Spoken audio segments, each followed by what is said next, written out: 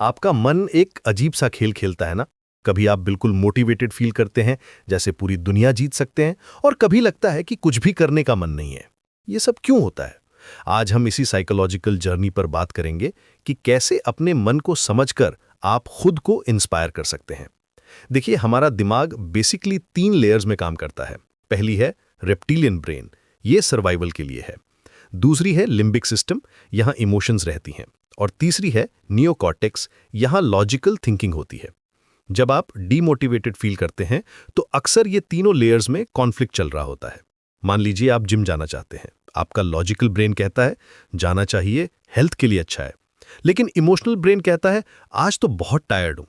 और survival brain कहता है एनर्जी सेव करो, रेस्ट करो। ये इंटरनल वॉर ही आपको स्टक कर देती है। तो फिर सोल्यूशन क्या है? पहली टेक्निक है सेल्फ अवेयरनेस। आपको पता होना चाहिए कि आपके अंदर ये कौन सी वॉइस बोल रही है। जब आप प्रोक्रेस्टिनेट कर रहे हैं तो पॉज करके पूछिए, ये फियर है, लेजीनेस है, या कोई जेन्युइन कंसर्न है।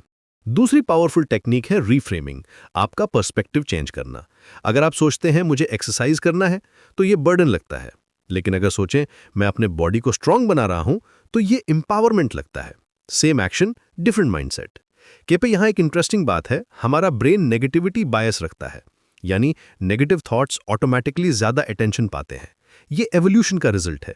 हजारों साल पहले जो डेंजर को जल्दी स्पॉट करते थे वे सर्वाइव करते थे।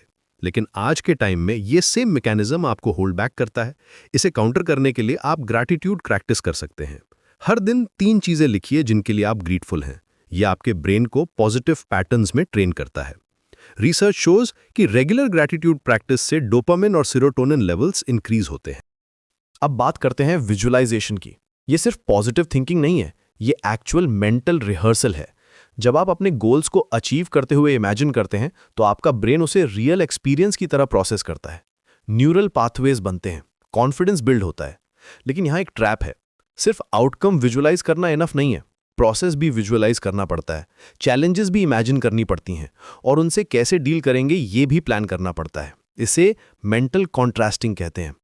सेल्फ रिफ्लेक्शन के लिए जर्नलिंग बहुत पावरफुल टूल है, लेकिन ये रैंडम थॉट्स लिखना नहीं है, स्ट्रक्चर्ड अप्रोच चाहिए। हर शाम पूछिए अपने आप से, आज क्या अच्छा गया, क्या इंप्रूव कर सकता था, कल क्या डिफरेंटली करूंगा। ये प्रोसेस आपको पैटर्न्स दिखाता है।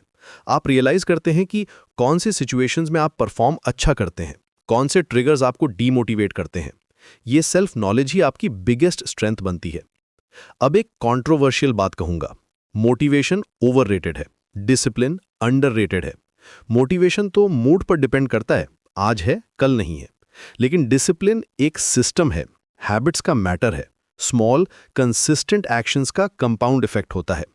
इसके लिए एनवायरनमेंट डिजाइन करना जरूरी है। अगर आप हेल्दी खाना चाहते हैं तो जंक फूड घर में रखना ही मत।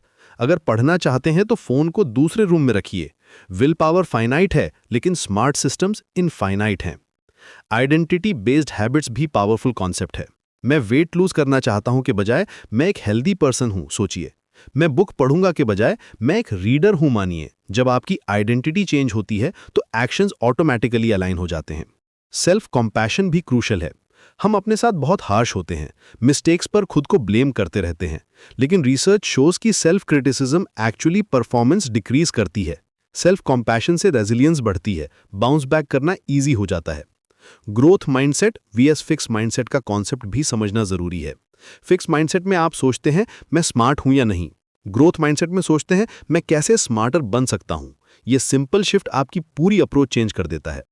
चैलेंजेस को प्रॉब्लम्स नहीं अपॉर्चुनिटीज मानना शुरू करते हैं। फेलियर्स को एंडिंग्स नहीं लर्निंग्स मानते हैं।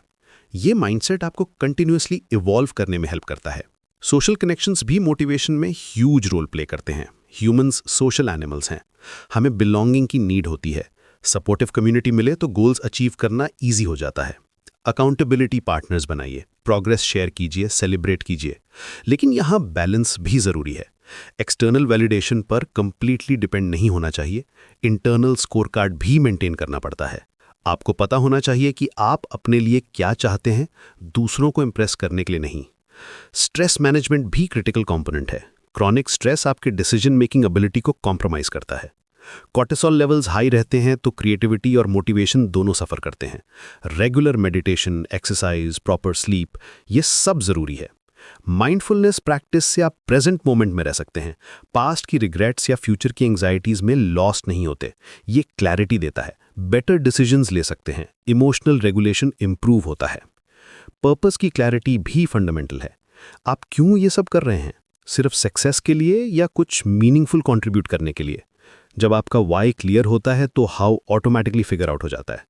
वैल्यूज बेस्ड लिविंग से सेटिस्फैक्शन मिलती है। मनी, फेम, रिकॉग्निशन ये सब एक्सटर्नल रिवॉर्ड्स हैं, लेकिन जब आप अपनी कोर वैल्यूज के अकॉर्डिंग लिव करते हैं तो इंटरनल फुलफिलमेंट मिलती है। ये सस्टेनेबल मोटिवेशन का सोर्स है। कंटिन्यूस लर्निंग की हैबिट डेवलप करिए, क्यूरियोसिटी मेंटेन रखिए, नई स्किल्स सीखते रहिए। ये आपको मेंटली एजाइल रखता है, कॉन्फिडेंस बिल्ड करता है, ऑप्शंस क्रिएट करता है। अंत में पेशेंस रखना सबसे जरूरी है। पर्सनल ग्रोथ एक मैराथन है, स्प्रिंट नहीं। ओवरनाइट ट्रांसफॉर्मेशंस नहीं होते। स्मॉल इंप्रूवमेंट्स कंपाउंड होकर बिग चेंजेस बनती हैं। Trust the process. कंसिस्टेंट रहिए। आपका माइंड आपका सबसे पावरफुल टूल है। इसे समझिए, ट्रेन कीजिए और फिर देखिए कि आप कितनी अमेजिंग चीजें अचीव कर सकते हैं। ये जर्नी चैलेंजिंग है लेकिन एब्सोल्युटली वर्थ इट है। आप केपेबल हैं, बस अपने आप पर बिलीव करना है।